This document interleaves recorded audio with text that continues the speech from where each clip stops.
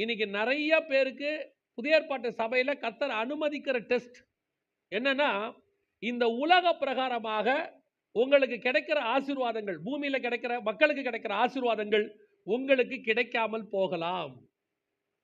இன்னைக்கு புதிய ஏற்பாட்டு சபையை பொறுத்த வரைக்கும் சபை எப்படி ஆயிருச்சு அப்படின்னா, உலக ஆசீர்வாதத்தையும் நான் சுதந்திரிக்கணும், பரலோகம் வரும்போது பரலோகத்துக்கும் நான் போகணும், ரெண்டும் எனக்கு வேணும் அப்படின்னு அவங்க விரும்புறாங்க.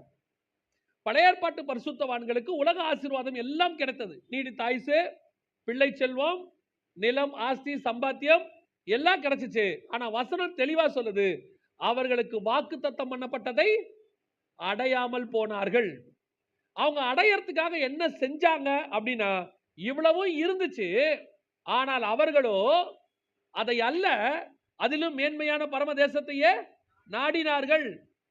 பார்வோன் குமாரத்தியின் மகன் எனப்படுவதை வெறுத்து, இதெல்லாமே வேணாம், அதை நான் அடையணும் அப்படின்னு அவங்க வாலண்டியரா விட்டுட்டு வெயிட் பண்ணாங்களாம்.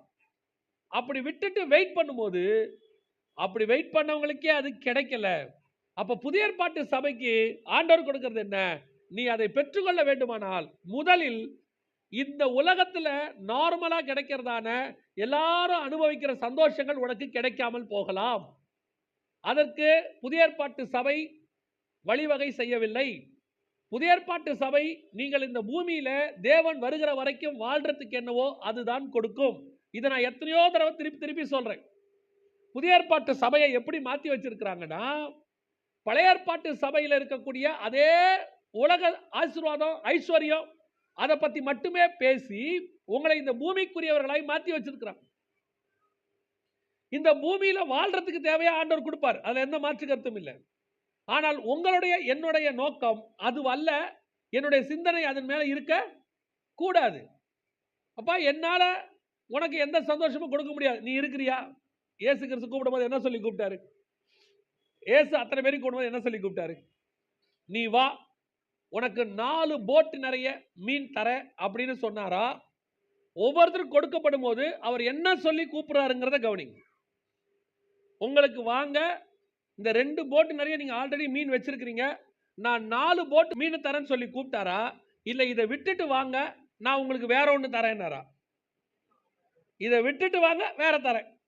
வலையை போட்டு பின்னிட்டு இருக்கிறவனை பார்த்து, இந்த பழைய வலையை விட்டுட்டு வா, புத்தம் புது பிராண்ட் நியூ வலை உனக்கு தரேன், நீ என்னை தேட ஆரம்பித்தால் உலகத்தில் இருக்கிற the best brand new net உனக்கு கிடைக்கும் அப்படி சொல்லி கூப்பிட்டாரா? இதை விட்டுட்டு வா, நம்ம வேற ஒரு வேலை பார்ப்போம்னு சொல்லி கூப்பிட்டாரா? இன்னைக்கு இயேசுநாதரை சபைக்கு தேடி வருவதற்கு நோக்கமே என்ன? இன்னைக்கு சபையும் என்ன போதிக்கிறது? நீ வா, இயேசுநாதர் உனக்கு அதை தருவார். இயேசுநாதர் உலகத்தில் நம்பர் 1 கோடீஸ்வரன் ஆக்குவார். இயேசுநாதர் உன்னை அப்படி. இவர்களுக்கு இன்னும் புதிய ஏற்பாட்டு சபையினுடைய அடிப்படை சத்தியம் தெரியவில்லை. திருப்பி சொல்ற கவனிங்க, புதிய ஏற்பாட்டினுடைய அடிப்படை சத்தியம் என்ன? என்னுடைய வாழ்வு மறுமைக்குரியது. அந்த மறுமை வாழ்வுக்கு போகிற நான் போகிற வரைக்கும் எனக்கு என்ன அடிப்படை வசதி தேவையோ அதை பரலோகம் எனக்கு இந்த பூமியில் பார்த்துக்கொள்ளும். அதுல எந்த குறையும் எனக்கு பரலோகம் என்ன செய்யாது, வைக்காது. I will be satisfied. ஆனால் நான் லக்ஸூரியஸாக வாழ்வதற்கு அழைக்கப்படவில்லை, நான் பூமியை சுதந்திரிப்பதற்கு அழைக்கப்படவில்லை. இப்போ அதை தான் ஓர்பாலுக்கும் ரூத்துக்கும் இவங்க சொல்றாங்க, என் கூட வந்தீன்னா ஏதோ சாப்பாடுலாம் கிடைக்கும், வாய்ப்பு இருக்கு, ஆனா சந்தோஷம் கிடைக்குமான்னு எனக்கு தெரியாது. உன்னை கொண்டு போய் இந்த பூமிக்குரியதான ஒரு கணவன் மனைவி சந்தோஷத்துல வாழ வைக்க முடியுமான்னு எனக்கு தெரியாது. நம்பர் 2, அதுக்கும் ஒரு வேலை கிடைக்கணும்னாலும் யூ மஸ்ட் வெயிட். அதுக்கு நீ பொறுத்திருக்கிற காலம் ஒன்று இருக்கிறது. உன்னால் பொறுத்திருக்க முடியுமா? ஓர்பாலால முடியல. நிறைய பேர் ஏன் பின்மாற்றம் அடைகிறாங்க தெரியுமா? அவர்கள் ஒரு நோக்கத்துக்காக தேவனை தேடுகிறவர்கள். சபைக்கு வரும்போதே ஒரு நோக்கத்துக்காக தான் வராங்க. நான் சொல்லுவேன், சபைக்கு வரும்போது வியாதியா இருக்கு, சுகமாகணும்னு வரோம், அது வேற. சபைக்கு வரும்போது நாங்கள் வந்துட்டு தருத்திரமா இருக்கிறோம், எங்களை ஆண்டவர் கொஞ்சம் ஆசீர்வதிக்கணும், அது வேற. சிலர் இயேசுநாதரை ஆசீர்வாத கடவுளா மாற்றி வச்சிருக்கிறாங்க. The blessing God. இயேசுநாதர் ஆசீர்வாத கடவுளா இல்லையா? இயேசுநாதர் பூரண ஆசீர்வாத கடவுள். ஆனால் இங்கே அல்ல, மேலான ஆசீர்வாதங்களையே நாடுங்க. அப்ப இங்க ஒண்ணும் கிடைக்காதா? நிறைய பேர் என்ன சொல்றாங்க, நம்மை ஐஸ்வர்யனாக்கும்படி அவர் தரித்திரரானார். அப்ப நம்மளை ஐஸ்வர்யனாக்கும்படி தரித்திரரானார்னா, இயேசுக்கு அப்புறம் 12 அப்போஸ்தலருக்கு அப்புறம் வந்த பவுல் என்னவா மாறி இருக்கணும்? பிலிப்பு, அதுக்கப்புறம் வந்ததான திமோத்தியு, தீத்து, இவங்களாம் யங்ஸ்டர்ஸ். இவங்களாம் வரும்போது பவுல்கிட்ட என்ன கேட்டிருக்கணும்? பவுலே, இப்படி எழுதியிருக்கிறீர், நம்மை ஐஸ்வர்யனாக்கும்படி தரித்திரரானார், ஒண்ணு வேணாயா, ஒரு ஆளுக்கு 2 போட்டை வாங்கி கொடுங்க, பழச்சுக்கிறோம், சொல்லியிருக்கலாமா, சொல்லக்கூடாதா? அப்ப இந்த ஐஸ்வர்யம் என்பது எதை குறிக்கிறது? இன்னும் அவங்க மைண்ட் எந்த ஐஸ்வர்யத்தை தான் யோசிக்குது? இந்த கீழான ஐஸ்வர்யத்தை. இதைத்தான் உலகத்தான யோசிக்கிறான், இதைத்தான் உலக பணக்காரர்கள் எல்லாம் யோசிக்கிறாங்க, அதைத்தான் நீங்களும் யோசிக்கிறீங்க. அப்போ உங்களுக்கு கொடுக்கப்பட்ட மேன்மையான ஆசீர்வாதமும் அவங்களுக்கு கிடைக்கப்பட்ட அவங்களுக்கு சொல்ல அவங்களா தேடிக்கிற ஆசீர்வாதமும் ஒண்ணுதான். அப்ப அவங்க கஷ்டப்பட்டு தேடுற ஆசீர்வாதத்தை நீங்க தேவன் மூலமா பெற விரும்புறீங்க, அவ்வளவுதானா? இதுல எந்த டிஃபரன்ஸும் இல்லையா? அவங்க என்ன கஷ்டப்பட்டு ராப்பகலா உழைச்சி கஷ்டப்பட்டு தேடினாலும் அவர்களுக்கு கிடைக்காத பிதாவின் வலது பார்சத்தில் இருக்கிற ஆசீர்வாதம் ஒன்று இருக்கு. அதுதான் உங்களுக்கும் எனக்கும் வாக்குத்தத்தம் பண்ணப்பட்டது. அதுதான் கர்த்தர் நமக்கு வச்சிருக்கிறார். இன்னைக்கு நாம அதை தேடாம இப்ப ஆண்டவர் கொடுக்கிற இன்ஸ்ட்ரக்ஷன் இதுதான். இந்த பாருங்க, என் கூட வந்தீங்கன்னா இவ்வளவுதான் கிடைக்கும். ஒரு பெரிய பணக்காரன் வந்து கேட்கிறான், நான் நித்திய ஜீவனை சோதரிக்கணும், என்ன பண்ணும்? இதை விட்டுருப்பா, நீ எதை வச்சிருக்க அதை விட்டுரு. இல்லை எனக்கு அது வேணும் இது வேணும், ரெண்டும் கிடைக்காது. இது ஒன்று, அது இல்லை இது, எது நீயே டிசைட் பண்ணிக்க. அப்போ உங்க கூட வந்தா என்ன ஆகும்? சாப்பாட்டுக்கு வழி இல்லாமல் அதெல்லாம் நாங்கள் பார்த்துப்போம். ஏன் அந்த கவலையை நீ படாத. நான் என்ன பண்ணணும்? சிலுவை தூக்கிட்டு வா. நான் வீட்டில் மிகுந்த ஆஸ்தி உள்ளவன், நான் ஏன் பெட்டியை கூட நான் தூக்க மாட்டேன், யாராவது தூக்கிட்டு வந்தா வைப்பாங்க. நான் சாப்பிட்டா கை துடைக்கிறதுக்கு யாராவது துண்டு கொடுப்பாங்க. நான் வெளியே புறப்படும் போது யாராவது கூட செருப்பு போடுவாங்க. நான் என்ன செய்யணும்? அதெல்லாம் விட்டுட்டு தான் சிலுவை தூக்கிட்டு வானேன். இப்போ டிசைட் நீ பண்ணிக்கோ, நித்திய ஜீவனா உலக ஆசீர்வாதம் இல்ல. அப்ப நித்திய ஜீவனுக்கு இதுதான் வழியா, வேற வழியா இல்லையா? வேற வழியா இல்ல. அது எப்படிங்க இவ்வளவு பணத்தை விட்டுட்டு உங்க பின்னாடி வருது? நான் பரலோகத்தையே விட்டுட்டு வந்திருக்கேன்டா உனக்காக. சர்வ வல்லமையுள்ள தேவனுடைய செல்ல பிள்ளையாக உருவாக்கப்பட்ட நான், அண்ட சராசரங்களுக்கு மேலாக தூதர்களுக்கு மேலாக நாமத்தை கொடுத்து அவருடைய வலது பார்சத்தில் உட்கார்ந்திருந்த நான், ஒரே பேரான குமாரனாகிய நான், எல்லாத்தையும் விட்டுட்டு ஒரு கேவலமான ஒரு பாவியை போல உன் முன்பாக அடி வாங்கி கொண்டு நிக்கிறேன்னு, நானே எல்லாத்தையும் விட்டு வரும்போது நீ வச்சிருக்கிறது என்ன வச்சிருக்கிற சொல்லு? கொஞ்சம் எடுத்து அலசி பார்த்தோம்னா கடன் தான் இருக்கு, எல்லாம் லோன்ல இருக்கு. அதை விட்டுட்டு வரத்துக்கு மனசு இல்லை. ஆண்டவர்கிட்ட வந்தா என்ன கிடைக்கும்? சிலுவை கிடைக்கும், மரணம் கிடைக்கும். அப்புறம் எதுக்கு உங்ககிட்ட வரணும்? இதெல்லாம் இல்லாம பரலோகத்துக்கு போக முடியாது. இதெல்லாம் வச்சிருக்கிறவன் பரலோகத்துக்கு போவானான்னு தெரியாது. ஏன்னா அவங்ககிட்ட இயேசு இல்லை. இயேசு இருக்கிறவங்ககிட்ட இது இருக்காது. ஆனா பரலோகத்துக்கான நிச்சயம் இருக்கும் கன்ஃபார்மா. இப்போ என்ன நடக்குது? ஓர்பாலுக்கு திருப்பி அந்தம்மா ரிவர்ஸ் கீர் போடுது. இல்லை உங்க கூட வந்தா இங்கே தான் மோவாப்ல கொஞ்சம் பஞ்சம் வந்துருச்சு, வீட்டுக்காரர் இல்லை, அங்க போனா கொஞ்சம் நல்லா இருக்கும்னு சொல்றாங்க, உங்க கூட வந்தா ஆசீர்வாதமா இருக்கலாமா? நிறைய பேர் அப்படி நினைக்கிறான். இப்ப நம்மளை பார்க்குறாங்களா? நம்மளெல்லாம் பார்க்குறாங்களா? நம்மளை பார்த்தா யாராவது கடன் கொடுப்பானா? நமக்கு நம்மளை பார்த்தா யாராவது நமக்கு கடன் கொடுப்பானா?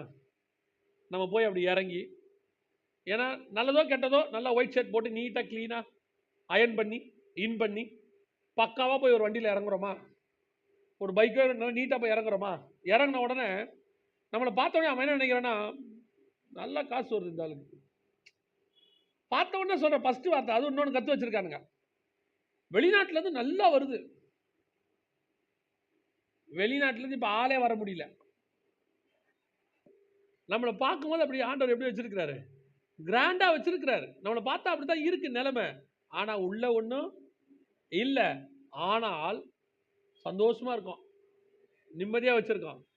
ஆனா உள்ள வந்தா இவனுக்கு எவ்வளவு சந்தோஷமா இருக்காங்க. அதான் நான் சொல்லுவேன், இந்த பணத்தாலும் இந்த உலகத்தாலும் இந்த மனிதர்களாலும் யாராலும் கொடுக்க முடியாத சந்தோஷத்தையும் சமாதானத்தையும் நம்முடைய ஆண்டவர் நம்முடைய இருதயத்துக்குள்ள கொடுத்து வச்சிருக்காரு. அதெல்லாம் தானா வரும். ஓர்பால் நினைச்சுக்கிட்டாங்க, எங்க ரூத்து கூட நம்ம நகோமி கூட போனா, நகோமி நம்மளை கூட்டு போய் என்ன பண்ணிடுவாங்க?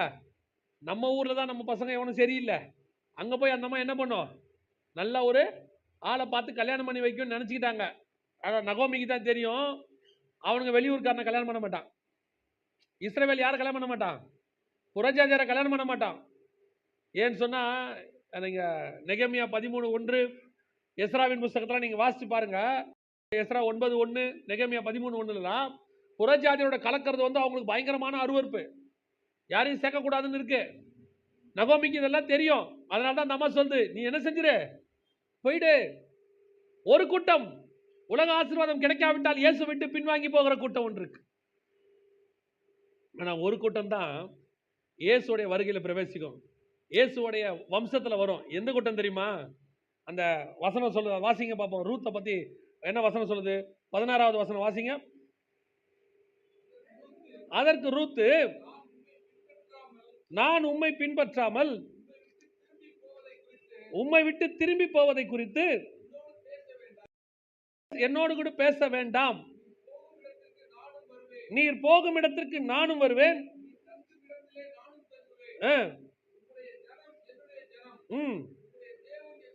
அவ்வளவுதான். No more arguments. நான் தேவனை தேடுகிறேன். இனி எனக்கு எல்லாமே ஆண்டவராக இயேசு கிறிஸ்து ஒருவர் மட்டுமே. ஆசீர்வாதம் கிடைச்சாலும் சரி, கிடைக்காவிட்டாலும் சரி. நான் நிறைய பேரை பார்த்து பயப்படுவேன். யாரை பார்த்து தெரியுங்களா? சிலர்லாம் கவுன்சிலிங்க்கு வருவாங்க, ஆலோசனைக்கு வரும்போது பயங்கர பிரச்சனையில் வருவாங்க. கடன் பிரச்சனை, அப்புறம் சொத்து பிரச்சனை, அது அண்ணன் தம்பியெல்லாம் ஏமாற்றி சொத்தை எடுத்துட்டாங்க, எப்படியாவது எனக்கு திரும்பி அதெல்லாம் கிடைக்கணும் அப்படின்னு ஒரு எதிர்பார்ப்பில் வருவாங்க. எனக்கு அவங்கள பார்த்தோன்னு ஒரு பயம் வந்துடும். ஏன்னா நம்ம ஆண்டவரை பற்றி தெரியும். நம்ம ஆண்டவர் கணக்கு தீர்க்கிற ஆண்டவர்.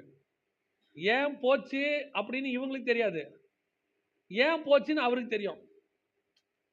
நான் சொல்றது புரியுதா? நான் ஒரு உதாரணத்துக்கு சொல்கிறேன். இப்போ நம்மகிட்ட இருந்து சொத்து போயிருக்கோம். ஆனால் இந்த சொத்து யார் தான் இருக்கும்னா அப்பாவு தான் இருக்கும். அப்பாவுக்கு அந்த சொத்து எப்படி வந்திருக்குன்னா தாத்தா கிட்ட இருந்து வந்திருக்கும்.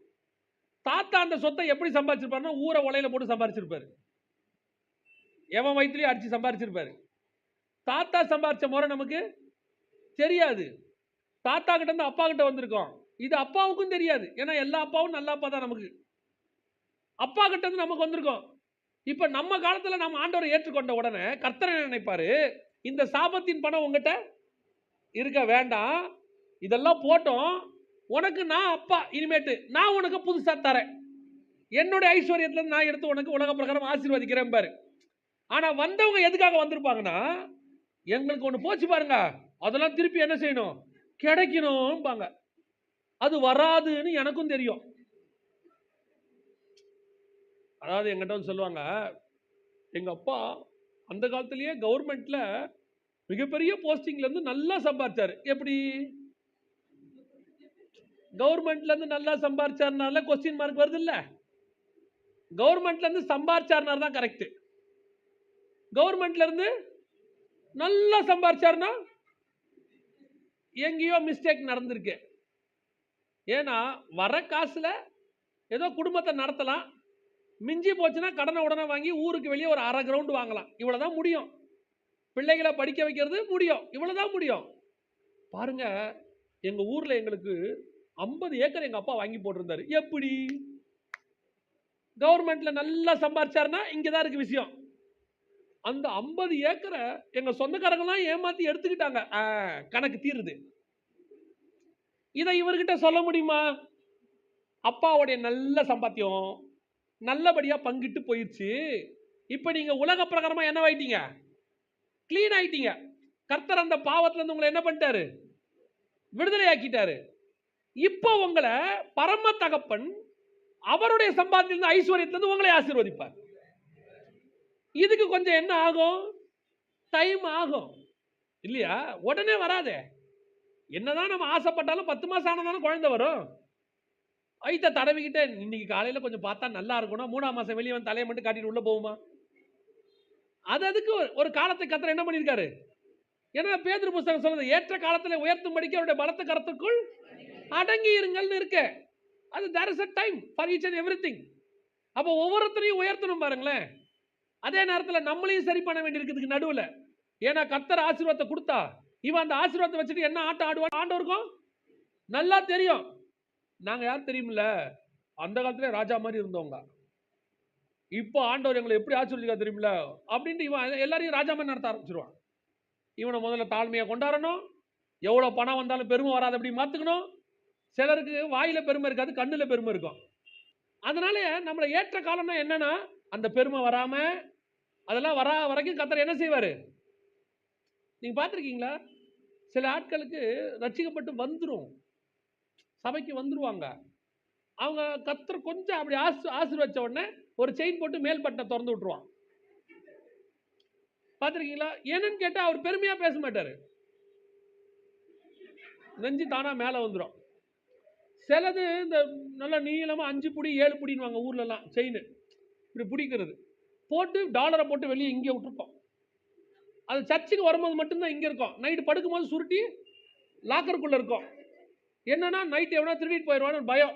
அது ஒரு நம்பிக்கையில் சர்ச்சுக்கு வந்திருக்கு, இங்கே எவனும் திருட மாட்டான், இங்கே இருக்கவனா நல்லவன் அப்படின்னு. நீங்கள் வேணா ஷூ ஸ்டாண்டில் வச்சுட்டு போய் பாருங்க. அப்படி ஒரு பெருமை. ஆண்டவர் நாங்கள் பட்ட கஷ்டத்திற்கு எங்களை ஆசீர்வதித்திருக்கிறார். பட்ட கஷ்டத்துக்கெல்லாம் ஆசீர்வதிக்கணும்னா நம்பர் 1 ஆசீர்வதிக்கப்பட வேண்டிய ஆளு பவுல் தான். அவர் அவ்வளோ கஷ்டப்பட்டார். எதுக்காக? இந்த இம்மைக்குரிய ஆசீர்வாதத்துக்காக அல்ல, மகிமைக்குரிய ஆசீர்வாதத்துக்காக. இன்னைக்கு நம்ம என்ன விரும்புகிறோம்? எப்படியாவது நம்ம ஆண்டவர்கிட்ட வந்து உயர்த்தப்படணும். உங்களுக்கு கொடுக்க வேண்டிய ஆசீர்வாதங்களை மறைத்து வைக்கிற தேவன் அவர் அல்ல. உங்களை ஆசீர்வதிக்க கூடாதுன்னு நினைக்கிறவரும் அவர் அல்ல. நம்மளை கொண்டு போய் நடுத்தரில் நிறுத்தணும்னு நினைக்கிற ஆண்டவரும் அல்ல. நாம கடைசி வரைக்கும் நல்லா இருக்கிறதுக்கு என்ன தேவையோ அதை கொடுக்கிறதான தேவன் அவர். இதை கொடுத்தா நீ கடைசி வரைக்கும் நல்லா இருப்பேன்னா அதை கொடுப்பார் ஆண்டவர். இதை கொடுத்தா நீ எங்கேயோ விழுந்து போவான்னு அவருக்கு பயம் இருக்குதோ அதை அவர் தரமாட்டார். அவ்வளோதான். நம்ம என்ன நினைக்கிறோன்னா எல்லாம் வேணும், பார்க்கறதெல்லாம் வேணும், அத்தனையும் நமக்கு வேணும். அதில் வரை இவங்க சொல்லிக்கிறாங்க, நான் பட்ட பாடுகளுக்கு ஒன்றும் இல்லை. நாம் பட்டதெல்லாம் பாடே கிடையாது. நானும் அடிக்கடி சொல்வேன், நம்ம பட்ட பாடுன்னும் போது அப்போஸ்தலர் நடபடிகள் படிக்கணும். பட்டணங்கள் தோறும் அடிக்கப்பட்டார்கள், செத்தவன் நினைத்து விட்டு விட்டார்கள், அதுக்கு பிறகு எழுந்திரிச்சு அவன் பிரசங்கித்தான், 3 முறை அவங்க அடி வாங்கினான், அப்புறம் வந்து கடல்ல 14 நாள் கடந்தான். இதெல்லாம் படிக்கும்போது தெரியும் நம்ம பட்டது ஒண்ணுமே இல்லை, ஏதோ கர்த்தர் கிருபையா நம்மளை ஓட்டிட்டு இருக்கிறாரு.